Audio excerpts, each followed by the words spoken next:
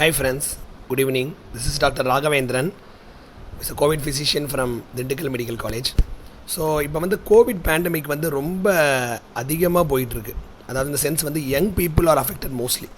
So first வந்து நமக்கு என்ன புரியணும்னா, இந்த கோவிட் வைரஸுடைய மெக்கானிசம் என்ன நடக்குது உள்ள, அதோடைய கோர்ஸ் ஆஃப் த டிசீஸ் நமக்கு தெரிஞ்சால் தான் எந்த டைமில் இன்டர்வீன் பண்ணுங்கிறது நமக்கு தெரியும். ஸோ ஃபஸ்ட் ஆஃப் ஆல் நிறைய பேர் கிளினிக் வர்றவங்க என்ன சொல்கிறாங்கன்னா, சார் நான் எங்கேயுமே வெளியே போகல, வீட்டுக்குள்ளேயே உட்காந்துருக்கேன் சார், எங்கேயுமே வெளியே போகல, எனக்கு ஃபீவர் வருது, பாடி பெயின் வருது, எப்படி சார் கோவிட்னு சொல்கிறீங்க?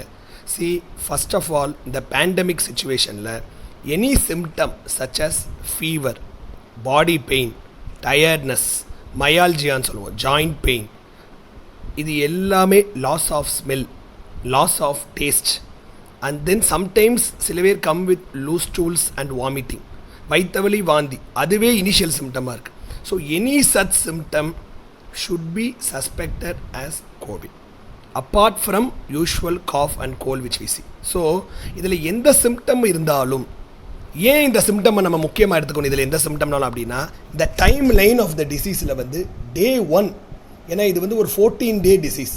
ஸோ இதில் வந்து டே 1 நம்ம கரெக்டாக கணிச்சால் மட்டும்தான் நம்மளால் வந்து அந்தந்த பீரியடில் அந்தந்த இன்டர்வென்ஷன் பண்ணி எப்போ அட்மிட் ஆகணும் என்னங்கிறத டிசைட் பண்ண முடியும். The most common cause for death is late admissions, late interventions. கரெக்டாக இன்டர்வீன் பண்ணால் we see nearly 95 to 99% survival in COVID, but only due to delay in intervention we see all the deaths. So என்ன நடக்குது, first virus நம்ம பாடிக்குள்ளே வந்துடுது, எப்போ வருதுன்னு நமக்கு தெரியாது, ஏன்னா எங்கேருந்து வருது தெரியாது. நம்ம பக்கத்து வீட்டுக்காரன் கூட பேசுவோம் மாஸ்க் போடாமல், எய்த வீட்டுக்காரன் பேசுவோம், அவனுக்கு ஃபீவர் வந்திருக்கும், அவனுக்கு மைல்டாக போயிடும், அவங்ககிட்டருந்து நமக்கு வந்திருக்கும். ஸோ நமக்கு உள்ளே வந்துருச்சு. ஃபஸ்ட்டு என்ன ஆகும், இன்குபேஷன் பீரியட்னு சொல்லுவோம். இந்த வைரஸ்க்குன்னு உள்ளுக்குள்ளே போய் அது உள்ள செல்லில் போய் மல்டிப்ளை ஆக ஒரு இன்குபேஷன் பீரியட் இருக்குது. It will take around 3 to 5 days for the incubation period inside. அதுக்கப்புறம் அது மல்டிப்ளை ஆகி நமக்கு சிம்டம் தெரிய ஆரம்பிக்கும். என்ன சிம்டம் ஃபஸ்ட்டு வருதோ அதை டே 1 நம்ம குறிச்சோம். Number 1, what is the symptom? சின்ன சிம்டமாக இருக்கும், தொண்டை கரகரன்னு இருக்குது, தொண்டை லேசாக வலிக்குது, காய்ச்சல் இருக்குது, மைல்ட் டயர்ட்னஸ் இருந்துச்சு, உடம்பொலி இருந்துச்சு, அதை டே 1 எடுக்கணும். முக்கியமான விஷயம், எல்லாரும் என்ன சொல்கிறாங்கன்னா, அவங்களுக்கு எந்த சிம்டம் ட்ரபிள்சமாக இருக்கோ அதை டே 1ங்கிறாங்க. ஒருத்தன் தொண்டை கரகரப்பு டே 1 வந்திருக்கும், அவன் நம்மக்கிட்ட 4th day வருவான், ஆனால் ஃபீவர் அதிகமாக இருக்கும் 4th day. அவங்க இன்னைக்குலேருந்து தான் சார் காய்ச்சல்மா. ஸோ நம்ம மிஸ் பண்ணிடுவோம். 4th day இருக்கிறத நம்ம 1st day எடுத்துக்கூடாது.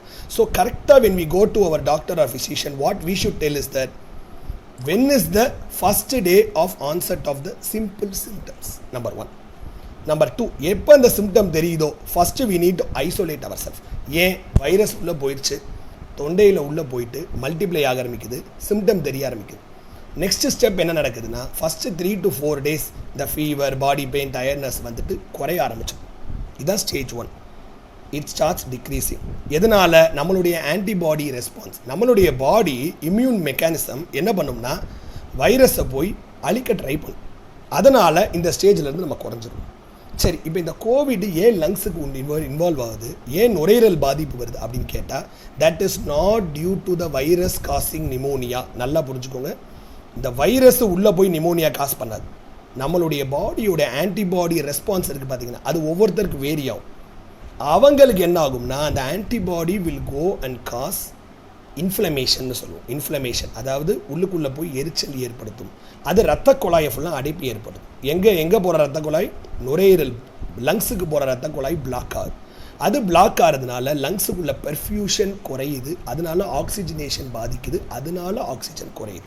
So the mechanism of pneumonia is not due to infection, it is due to inflammation. So முதல் 3 நாள் முடிஞ்சு காய்ச்சல் நல்லா ஆகிட்டு காய்ச்சல் விட்டுரும். 80 to 85% ஆஃப் த பீப்புளுக்கு இதோட இந்த டிசீஸ் ப்ராசஸ் முடிஞ்சு போயிடும். 100 பேருக்கு இப்படியே சரியாயிடும். இதுக்கப்புறம் எந்த பிரச்சனையுமே வராது. ஆனால் ஒரு 10 to 15, இப்போ இந்த செகண்ட் வேவில் பார்த்தா 20% ஆஃப் த பீப்புளுக்கு சில பிரச்சனைகள் வருது. என்ன வருது? அதுக்கு பேர் ஒரு டேஞ்சரஸ் கர்வ். நார்மலாக அப்படியே நம்மளுடைய இம்யூனிட்டி சரியாகிறதுக்கு பதிலாக this Covid takes a dangerous curve.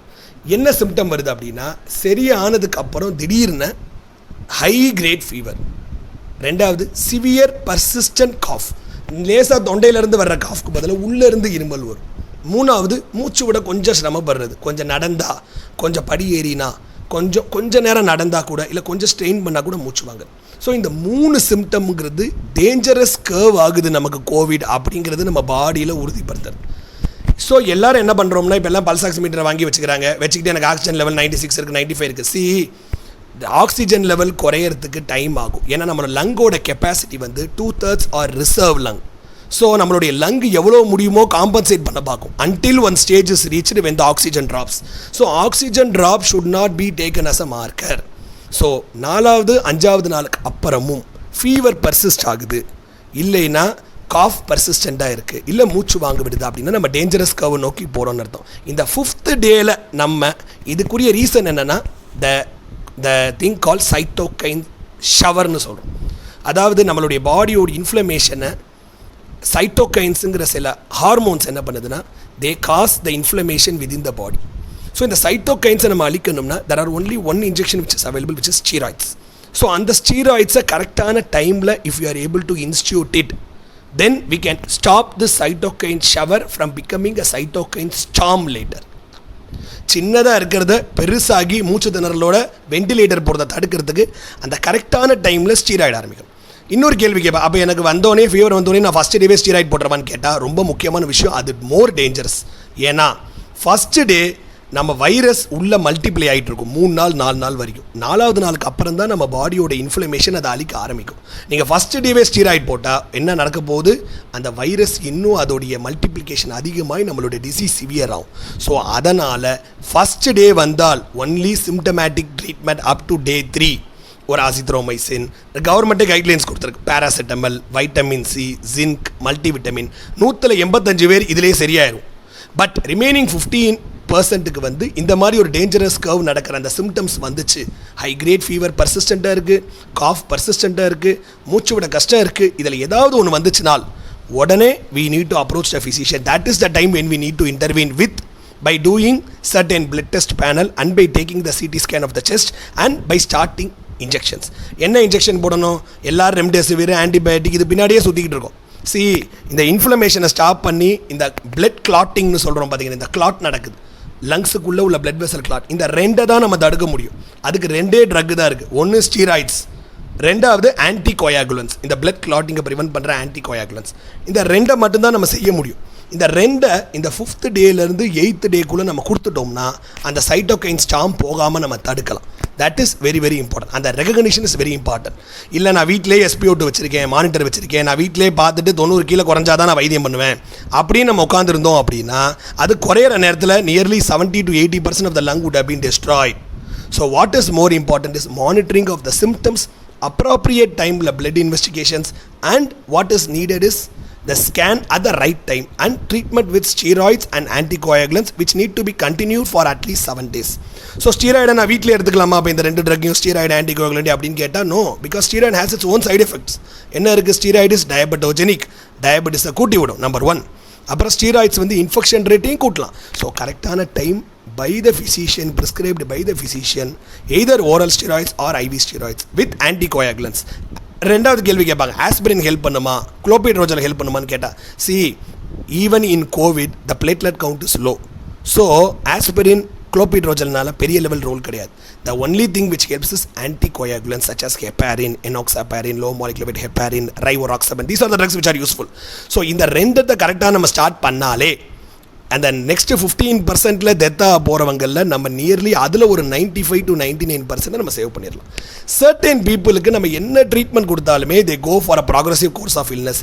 That depends upon some genetic and environmental potential which is still not understood. Another important thing now with these drugs available, mechanism being known, and the most important ஆயுதம்னு சொல்கிற vaccine available.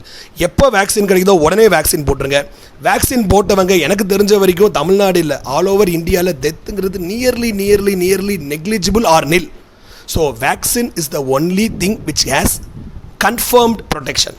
Number 2 mask எங்கே நான் வெளியே போனால் மட்டும் போட்டால் போதுமா, யாரோட பேசுகிறனாலும் mask போடணும். நல்லா புரிஞ்சுக்கோங்க, பக்கத்தில் வீட்டுக்காரனோட பேசணுமா மாஸ்க் போடுங்க. யார் கேரியர் அப்போன்னு சொல்ல முடியாது, ஒருத்தர் மிஸ்டேக் இருந்தால் கூட மற்றவங்களுக்கு வந்துடும்.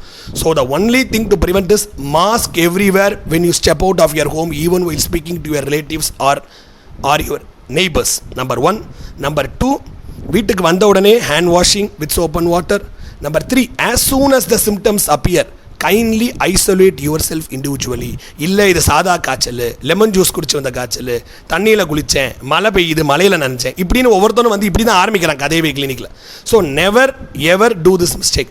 What ever symptoms which you feel on day 1 it is covid unless proved otherwise by test. சில பேர் சொல்லுவான் எனக்கு டெஸ்ட் நெகட்டிவ் சார் அப்படின்னு. இங்கே பாருங்கப்பா, 50 to 60% of the test are negative. Because த்ரோட்டில் 1 day இருக்கும்போது தான் பாசிட்டிவ் வரும், அதுக்கப்புறம் நெகட்டிவ் ஆயிரும். So don't give blame excuses and keep on spreading the disease. Kindly treat yourself. day 1 to 2 physician பாருங்க, திருப்பி day 5 critical period போது, dangerous period போது எப்படி இருக்குன்னு பாருங்க. If we are treating at the right time, we will be having nil mortality. So thank you. So this is what I want to convey. Thank you.